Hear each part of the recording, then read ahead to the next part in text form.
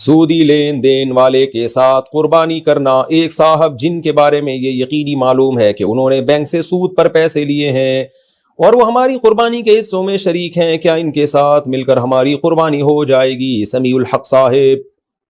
جناب سمیع الحق صاحب, اگر یقینی طور پر پتا ہے کہ یہ آدمی حرام کما رہا ہے اور اس کی اکثر یا ٹوٹل آمدنی حرام ہے, تو پھر وہ اگر آپ کے ساتھ قربانی کے گائے میں شریک ہوتا ہے تو سب کی قربانی ضائع بھی ہوگی اور کسی کے لیے گوشت کھانا بھی حلال نہیں ہوگا.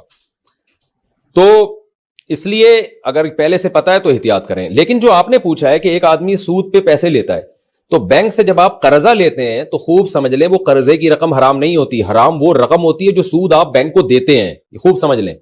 تو اس لیے سودی بینک سے کسی نے لون اگر سود پہ لیا ہے اور وہ لون لے کے آپ کے ساتھ قربانی میں شرکت کر رہا ہے تو اس سے قربانی خراب نہیں ہوگی. ہاں, سودی قرضہ لینے کا کبیرہ گناہ اس آدمی کو لازمی ہوگا. تو اس لیے خوب سمجھ لیں کہ سودی لون لینے سے قربانی حرام نہیں ہوتی. جو حرام اس وقت ہوگی جب کوئی سودی بینک میں جاب کرتا ہو اور کسی سودی کام میں انوالو بھی ہو, اس کی تنخواہ اس کے لیے حرام ہے کیونکہ حرام کام کے عوض میں تنخواہ دی جا رہی ہے. اس تنخواہ سے اگر وہ حصہ ڈالے گا قربانی میں تو وہ حصہ حرام ہو جائے گا.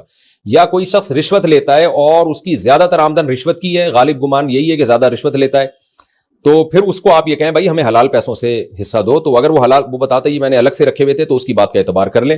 لیکن اگر وہ اسی سے دے رہا ہے, غالب گمان یہی ہے, تو پھر اس کی بھی آمدن حرام ہے. تو اسی طرح انشورنس میں جو جاب کرتے ہیں اس طرح سب کا یہی حکم ہے. تو اسی طرح اگر کوئی کسی کو قرضہ دیتا ہے اور اس پہ سود لیتا ہے اور اس رقم سے قربانی کرتا ہے تو وہ بھی حرام ہو جائے گی. تو لون کا حکم الگ ہے اور سود لینے کا حکم الگ ہے, دونوں میں فرق نہیں کرتے لوگ.